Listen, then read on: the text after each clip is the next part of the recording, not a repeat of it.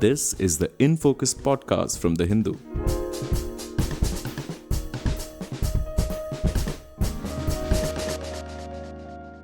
Hello and welcome to another edition of the In Focus podcast. I'm your host G. Sampath.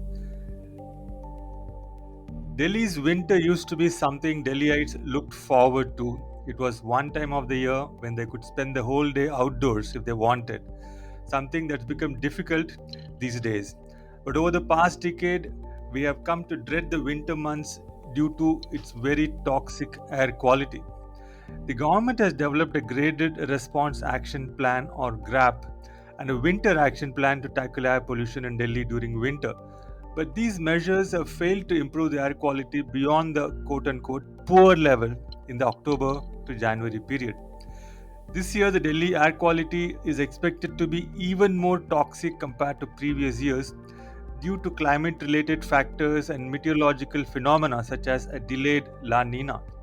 So, what is the link between climate change and air quality in Delhi? Is an emission focused approach feasible or adequate anymore? And what new strategies and policies are needed so that northern India doesn't suffocate every winter? We look for some answers to these questions in this episode of In Focus, and joining us is Gufran Beg, who is the Sir Ashutosh Mukherjee Chair Professor in the School of Natural Sciences and Engineering at the National Institute of Advanced Studies based in Bangalore. Professor Beg, welcome to In Focus. Thank you so much for joining us. Thank you very much to invite me. Great to have you here, sir. And to start with, this year the monsoon took a long time to leave Delhi. We had an extended monsoon, or so it seemed, and there are now fears that this could worsen Delhi's typically toxic winter. You even written a piece, along those lines. So, can you explain what exactly this is about? See, the point is that as the winter set in, it is very clear that as the cooler temperature, onset of winter is accompanied by two things. Number one is that it becomes temperature falls and wind speed, which helps in dispersion of pollutant, becomes calm. Now what happens that if monsoon withdraws in when the winter is not even set in, then what happens that after the monsoon withdrawal there is a term which is called anticyclonic circulation. We need not to bother about the terminology, but the impact of that anticyclonic circulation is that immediately after the withdrawal there are about 2 weeks when the surface wind speeds are very low, calm. Calm means that it is trapping the pollutants and increasing the air pollution and air quality index. So if it happens during the summertime when the temperature is still high, it really doesn't matter because warmer temperature will try to accelerate the wind speed and then it will nullify the impact of that. But if monsoon delays and try to get into the beginning of the winter when the temperature is already started falling a bit, then this combination is a deadly. So more your withdrawal is towards late in winter, more the problem is. So the stagnation condition which will not allow it to disperse the pollutants, that will try to accumulate them, that is something which is connected with the late withdrawal of the monsoon. Right. Thank you for that, Professor Begum. And basically, if I understand you right, the later, that is usually, regardless of when the monsoon withdraws, in the period immediately after the monsoon withdrawal, there is this anticyclonic condition which results in a sort of calm kind of atmospheric conditions. And if atmospheric conditions are calm, the pollutants don't get dispersed, they tend to accumulate. And with this accumulation, if the temperatures are lower, as in winter is already here, then the pollution levels are going to go up. Is that Certainly, right? yes. Bilkul, perfect. So this is one aspect, which is the delayed withdrawal of the monsoon. The other aspect, which you've been talking about, is La Nina. And its delayed onset as well, which is still not. We don't know when it's going to be coming into effect. So what exactly is La Nina? We also talk about El Nino. But what are these terms? What do they actually mean? And what is its connection to the severity of air quality in Delhi during this particular winter? Okay, these terminology, without getting into more complication, a complicated definition of these La Nina, El Nino, or Enso, I will just simplify it. This is something which is always there, but La Nina, El Nino is always connected with the monsoon. So if there is a La Nina, it is supposed to be bringing very good monsoon, and if it is a El Nino, then it is supposed to be deficit of the monsoon. Normally, it is connected with the drought. That was this basic science which were prevailing, and that is why air quality scientists were never bothered about this terminology and so La Nina, El Nino, and all. But of late, what is happening is there is another thing is that the La Nina, El Nino, they used to come in a cycle of 5 to 7 years once. Otherwise, there is a neutral condition that used to be there. Now, what has happened now during this time, which is majority of us are blaming and attributing it to because of the rapidly changing climate. This is what it is happening. Its frequency has declined, and more frequent La Nina and El Nino phenomena is happening. Now, it is Sir, something. sorry to interrupt you. Since you use the term neutral condition, I think it might be helpful to just quickly explain La Nina. I mean, please correct me if I'm wrong. And my basic layman's understanding is La Nina, the surface temperatures of the ocean's Pacific becomes cooler, and El Nino it becomes warmer. And neutral means neither cooler than average nor warmer than average. Is that sort of Background. accurate? Right, right. You are perfectly all right. Okay. So Yeah. that's what I was coming to that. So that somewhere in the Pacific Ocean, which brings, which controls the circulation, that winds are coming from which direction, what would be the speed and all.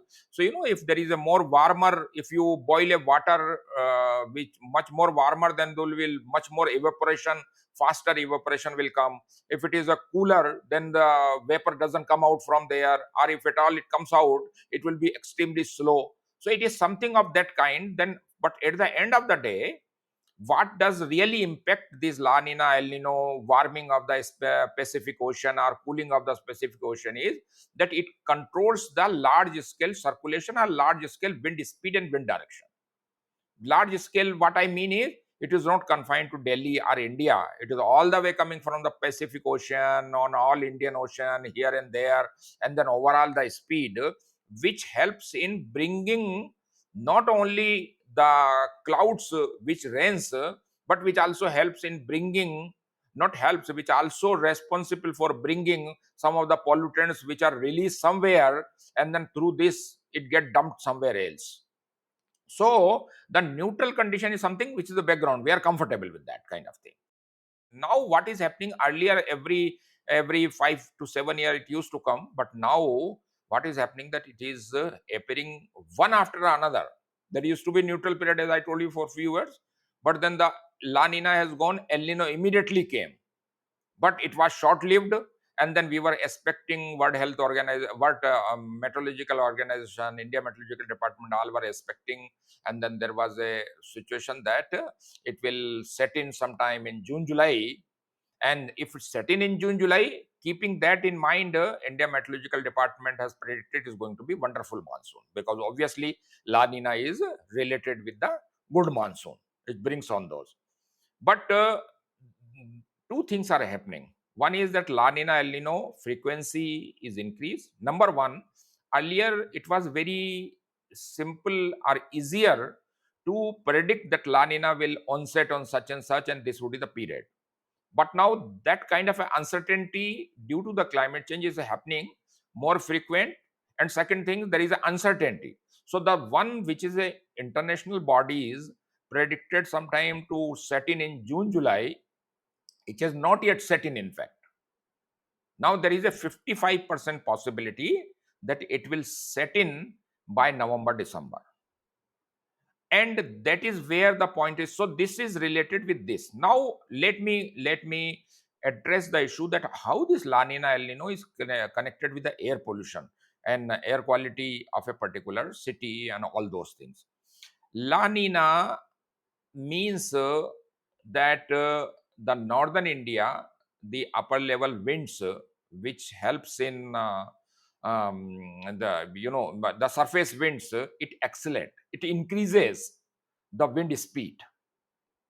in a upper part of if there is a line which is called is a dividing line in a scientific language, which comes from the middle of India, from the Madhya Pradesh, from Gujarat, Madhya Pradesh, and it goes all the way to the northeast. That is upper part is a most of the northwest part of India, no, northeast part of the India, and lower is most of the thing which is what we call is a peninsular India, where most of the South Indian cities comes. So other than peninsular India is another another part of India. So in the upper part of India, where Delhi fall in, it increases this La Nina increases the surface winds, which is unusual, and that is started happening only for last 3 days. First time 3 years. The first time it has happened in 2022 when the La Nina was there. And then it is so that time, since it increases the wind speed, whatever the temperature goes, whatever the things happen, whether parali burns or anything happens, more pollutions will come and then immediately get dispersed and well distributed in a longer area instead of confining it to Delhi area. So pollution has the air quality has become much better, which has broken in 2022 10 years record. Well, authorities thought that it is our efforts, because of that it has happened, but that pleasure was short lived when 2023 came, when there was a El Nino, and then again the calm wind condition came. Air quality has gone back to 2021 level. So, in conclusion, La Nina brings joy to the North India, both in terms of a good monsoon, good rain, as well as in terms of a higher wind speed near surface, which helps in dispersion of pollutant and bringing better air quality. Right. Thank you for that, Simon. Just one clarification. You said La Nina is delayed. If La Nina is delayed, how did we have the monsoon, which is good? When you said a good monsoon is linked to La Nina, if we had a good monsoon, then La Nina should have actually set in, right? How come in the monsoon, as we had a good monsoon, but we don't have La Nina setting in when it comes to winter air conditions? Exactly. This is a wonderful question, basically, and this is where the uncertain world of climate change we are living in. Now, La Nina is associated with good monsoon. El Nino is associated with the bad monsoon, but it is not the 100% truth, or it is not a kind of a fundamental conclusion on that. There are instances where this didn't happen, means whatever we are expecting because of that. So this year it was more of a blessing in disguise that although authorities or scientific agencies have considered the impact of that, in spite of that, under the neutral condition, the monsoon was wonderful. Monsoon was very good. But then the El Nino conditions were not there. That was that is the major pinpointed thing, that since that condition was not there, we were in the transition stage. Transition stage took time, and even then the neutral, this has happened. These are the one of those uncertainties associated in a recent time in a fundamental meteorological aspects, which we need to deal with. Okay, so basically, you're saying that we had a good monsoon. We were anticipating a good monsoon because of La Nina, but we did not have La Nina setting in. But we still had a good monsoon because there It was is no still El Nino and it was there was neutral. no El Nino, right? And it was a Exactly. neutral. Okay, so now this is getting really interesting. So now we have spoken about monsoon, we've spoken about La Nina. These are meteorological phenomena, but we also know you've also been talking about it, that it's not just meteorological phenomena, but also climate-related factors have begun to affect air pollution levels in many geographies, and especially Delhi. We know, for instance, that the one-way traffic is well understood. Air pollutants such as methane and black carbon, they contribute to climate change by accelerating global warming. But what about the reverse impact? How climate change is actually in turn affecting air pollution levels in a city. Can you please explain the second dynamic, the reverse impact of climate change on air pollution, and not just of air pollutants worsening climate change? Okay, that's something, the one thing we all should know, the crux of the problem, the fundamental problem for both air quality and climate change is the emissions from the different anthropogenic sources. What is anthropogenic sources is which is man-made sources like fossil fuel emission, petrol, diesel, transport vehicles, and all those. Then biofuel emission, we burn coal, we burn wood, we burn cow dungs, and so many other things. Then industrial pollution, we do it. Then the dust removed and all. Those are the one which are the sources of emission, whether it is a air quality deteriorating or whether it is a climate change getting accelerated. All the crux of the problem is the emissions, is the progress is happening, our greed of the mankind is increasing, and we are these resources are keep on increasing.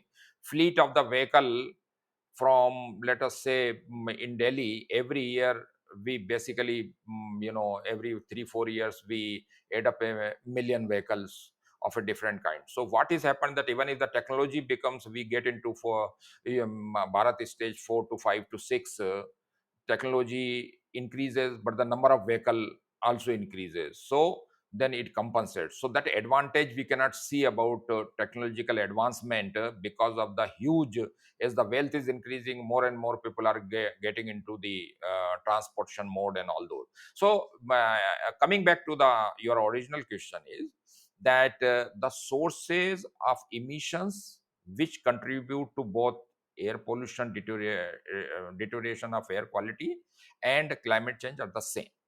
Now, the only blessing here is, which is again I will call is a blessing in disguise, is that majority of the pollutants like PM 2.5, majority of the PM 2.5 or any other pollutant which name it, they are basically the particles which deflects the sun radiation which are coming.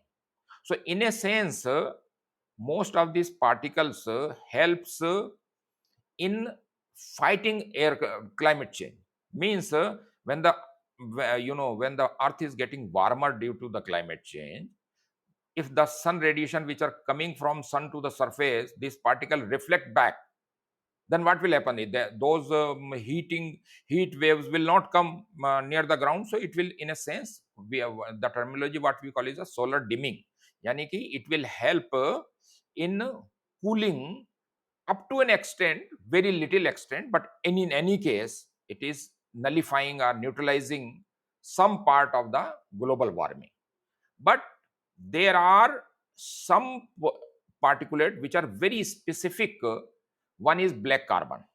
Black carbon is the only PM 2.5. It is a subsection. It is, it is a one of the family member of PM 2.5. This is the one which has a graphite like, it is structure. The meaning of graphite like a structure is that it has a property that instead of reflecting solar radiation, it absorbs solar radiation. When it is absorbing solar radiation, it becomes any of those greenhouse gases, because CO2, when the CO2 which we say that is the king of climate change deterioration, that means that CO2 is in a huge quantity coming from the energy, it absorbs solar radiation and give the global warming. Similarly, black carbon is one of them. Methane is also one of them, but methane is a greenhouse gas. Now, these two are the one which take parts in air pollution chemistry also. What way? Methane is responsible for production of ozone.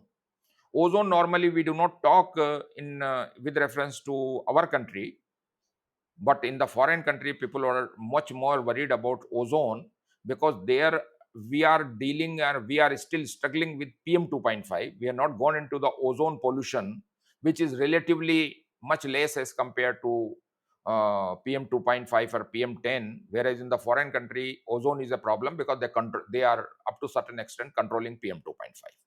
So it methane helps in production of ozone near the surface, and that is the reason that methane increasing is not good for pollution, air quality, but it is the same time it is a greenhouse gas contributing, absorbs the solar radiation and creates a global warming. That is the story of a methane. Now, as far as the story of black carbon is concerned, that is a much more greater concern, and it has been told by many of us, and I agree to them, that in the time to come, black carbon is going to be a biggest criminal in our case. It's going to be biggest enemy for us in the time to come, because its concentration is directly related with the developmental activities. Now, this black carbon is not good Like for your what kind of developmental activities?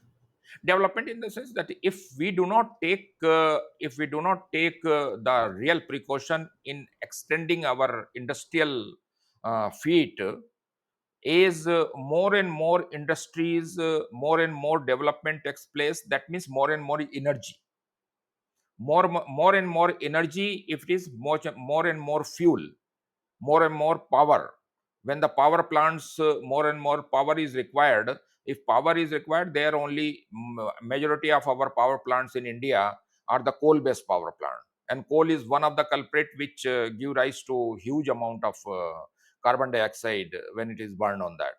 So developmental activities are related with this, unless now the point here, I did tell with whatever the scenario prevailing, but then the point is that if we transform our coal based power plants to hydrogen based power plants or nuclear based power plants and all, with lot of other constants and difficulties are there, then these things will be fast recovering. But looking at the scenario for at least for the last next 20 years or so, I do not see that the peak power demand can be met with the solar or wind mills and all those. We need to have a dependence on TPPs, thermal power plants, where most of the coal is being burned, and we are transforming on those. But anyway, coming back to that particular thing on your this developmental, this is what is I mean, that developmental activity with the current pace which we are doing that.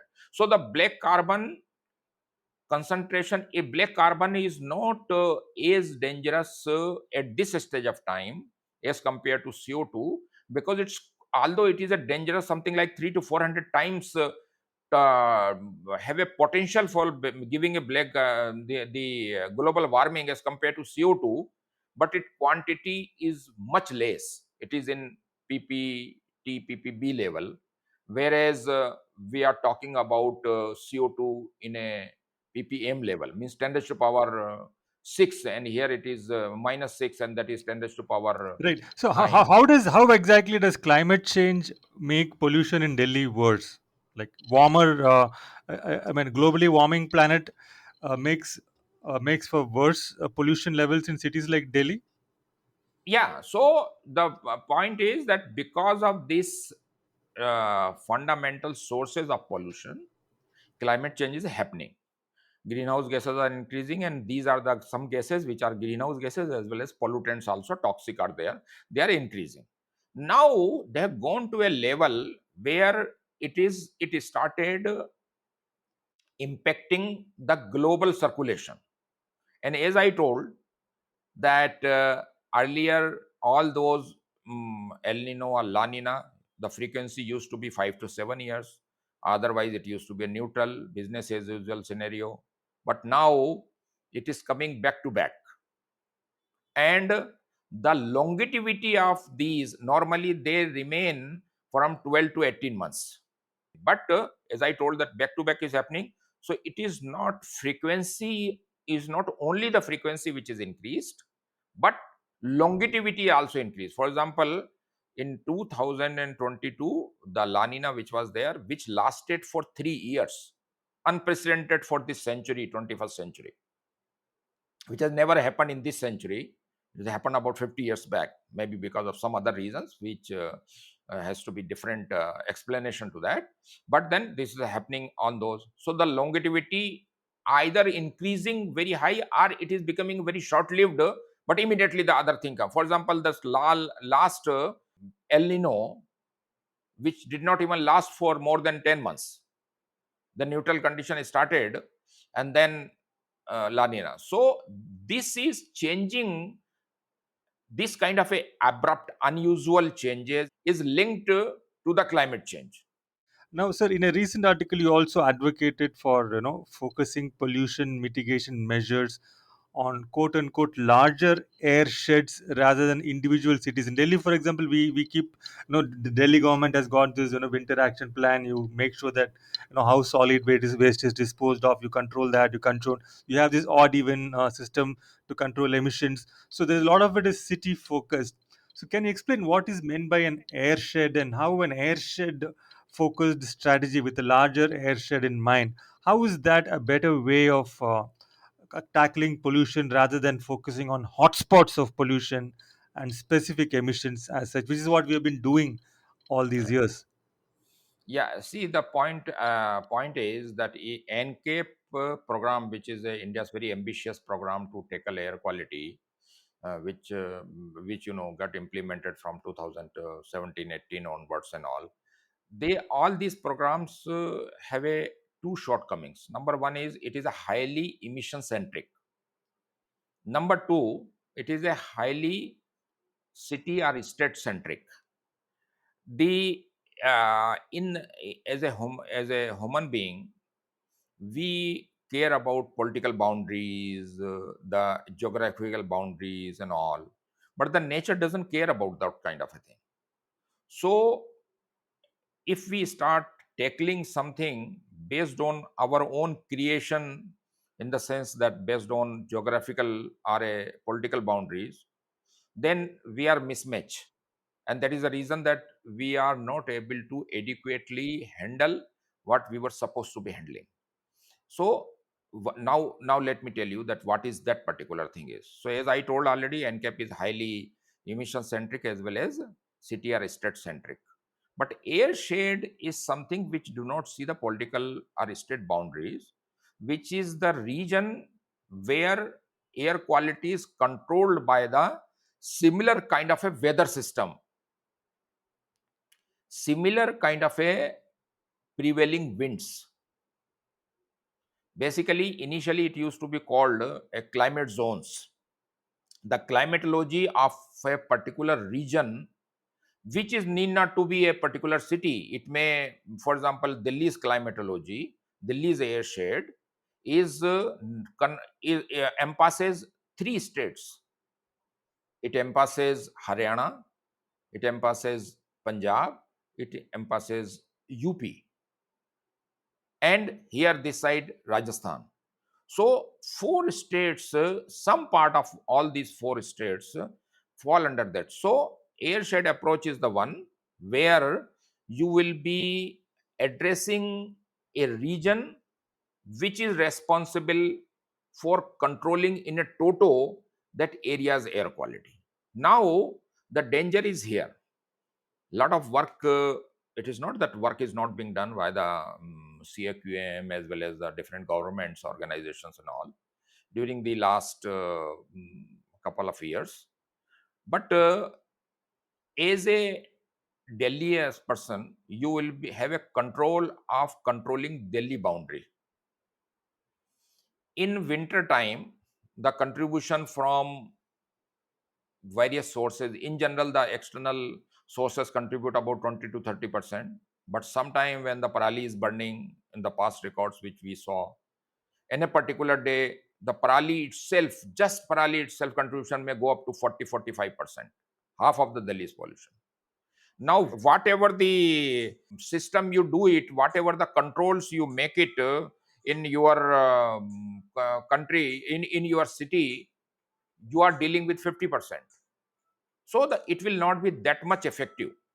So the crux of the problem is that effort you are making very confined areas, that is not going to help in tackling the air quality significantly, unless you try to take similar kind of a measure in whole of the air shade of a particular city. Then you will get a good amount of significant, reasonable, and which can be realized that this is the gain. So that is the reason that, but then the biggest problem here is that where, for example, I talked about Delhi. So the four states need to sit on a table, draw the strategy, and try to work towards the mitigation. Right. I mean, thank you for explaining that link about airshed versus city-centric, Professor. I mean, we do see that in Delhi every year the state government tries to bring in all these measures, the graded response action plan, etc. But with that, they're able to maybe control 50% of the pollution sources. But if there is stubble burning happening in neighboring states, and if there are industries in Haryana which are producing a lot of pollution, of course, it's not going to take care of external sources. And in this context, there are already, I mean, there's been a national task force which has met apparently in September, and there are plans to ensure that both Punjab and Haryana eliminate stubble burning. I mean, reportedly, according to media reports, about 150,000 crop residue management machines will be made available in Punjab, and they will be supported by 24,736 custom hiring centers. And similarly, Haryana has got some 90,000 plus CRM machines going on. So, how effective do you think these measures will be in reducing pollution levels in Delhi, given the other climate slash La Nina factors you've been talking about? See, my there are two things. Basically, this air quality, air pollution problem is a long-term problem, and then looking at the cosmetic measures, I think we need to have a two kind of a plans. One is that if you're really looking for improvement of the air quality in a larger context, in a yearly or something in a long term, then you should have to have a long term plan. The another one is that to make yourself prevent from a real catastrophe, in the sense real extreme or emergency events. That is a kind of a thing which is happening now in the task force is there. So sometime you close the construction activity, then you do this, you do that, all those that will prevent your air pollution, to reduce the peak when it is going to come because of all those things, then peak will come. So these are the short term measures which is directly related with your sudden health deterioration or health conditions, on those. But larger point is that you need to have a science based long term strategies where systematically you go, so that the short term measurements are not needed then. So if you are so my emphasis should be more on long term strategy, that we don't wake up only in winter. We need to have a very clear cut science based strategy. Right, right. You're absolutely right there, sir. I mean, Delhi does have a very high baseline of air pollution throughout the year, and then all these measures we talked about, graded response action plan, you're shutting off industrial units, like getting people, getting children to do online schools, odd even, and going and monitoring if people are burning stuff, solid waste, etc. All these things can actually, they are crisis management efforts. They will reduce the Exactly, peak. exactly, Yeah, but exactly. they're not going to solve the problem at all. Imagine even address it, make the air healthy enough for living for living entities. So, given this kind of a situation which is there throughout the year but peaks every winter, what, let us say, and one last question for you, what would be, say, broadly speaking, some three recommendations, macro policies or local approaches, three things that you would like to see happen to improve Delhi's air quality over the long term? Whatever short term is required to be done, up to a good extent efforts are there. So that is something which is happening. But to me, what is there are two three things which are missing when the policies are being made. I think the scientific input is not that adequate. For example, this airshed approach, I started coining this for last, let's say, about 2 to 3 years, 3 years, 4 years. Although I have been telling it for last 1 decade, but then that is something, awareness was not there. People did not digest that particular concept because we were highly obsessed with the only emission centric issue in all those. So this is something which is a scientific feedback. So science, as I told, there need to be a kind of a more effort consortium or whatever you call it, where the scientific feedback should be there. Prioritize your activities based on the scientific feedback, and then do one example I will give you, that how absence of scientific feedback lead to a unnecessary exercise. For example, a lot of funds have been spent and a lot of emphasis has been given to PM10 major source, which is a resuspended dust. So what you are doing is that you are addressing a major source of PM10, which is not as toxic at PM 2.5. You need to address PM 2.5. When it comes to PM 2.5, then the dust contribution goes down to 20-25%, whereas the major source becomes a fossil fuel emission. So we have been putting lot of efforts in the major source of PM10, but not in PM 2.5. So a lot of by PM10 focused efforts. Do you mean this sprinkling of water and things like that? All those are the over focusing on overdoing on PM10, which is not going to yield that much prevention to us with the most toxic PM 2.5, because dust gives a very little, not very little, but much less PM 2.5 than PM10. So that is something which I, anyway, example I had given, but my final submission is this, that there should be a very stronger kind of a body which should have a, and we do not have a dearth of scientific inputs from a different agencies, but there should be a better coordination among the buddhijeevis, what we call is a scientists, planners, implementers, and better coordination among a different states overlooking the I mean, political does boundaries. the National Clean Air Program not get adequate scientific input? I mean, that's a bit strange to hear. Well, as I told that it is a good program, but then you are seeing anyway what is the benefit it is bringing. It is on for 2018 onwards, so it is bringing, but not as high as it is desirable. And reason I already told you, that approach has to be very different. It is emission and city and state centric, which need to be changed, and it should have a much more scientific stuff rather than just 20% you in decline, 30% decline. One very interesting thing is that a lot of people are claiming that 30% there is a improvement in Delhi's air quality.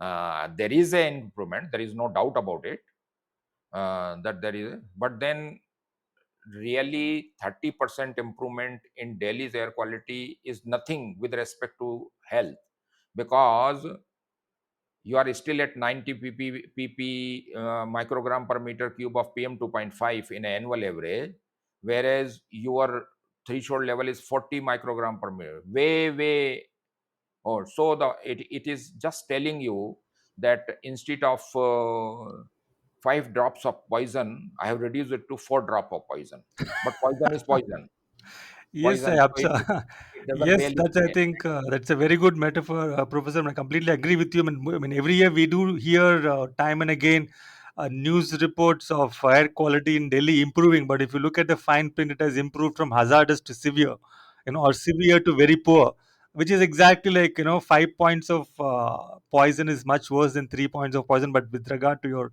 health, so they're I going to be think equally. the point is that instead of हमारी खुद की पीठ थपथपाने से for showing something which is not a very substantial, I think we should be more concerned about action on the ground. Right, absolutely. Thank you so much, Professor Beg. I think two or three big takeaways from this conversation. One, there has to be a more coordinated scientific input towards pollution control measures. Secondly, we need to shift away from, or sort of nuance this approach of emission centricity and city centricity towards an airshed approach, and of course, and also recognize that while we, for our administrative purposes, bureaucratic purposes, do work with political boundaries, state boundaries, geographical boundaries, nature doesn't care for these boundaries. I mean, you can have something going on in Rajasthan, UP, Haryana, and it is going to affect uh, way into the NCR borders. So we need to recognize and adapt our approaches through a larger airshed based approach, which is informed scientifically and also has a long term approach that takes into account baseline pollutions and not just the seasonal peaks which we sort of wake up and try to address. Thank you so much, Professor Big. Really insightful observations. Thank you so much once again. Pleasure It is my talking to you. pleasure talking to you. Thank you very much for this conversation.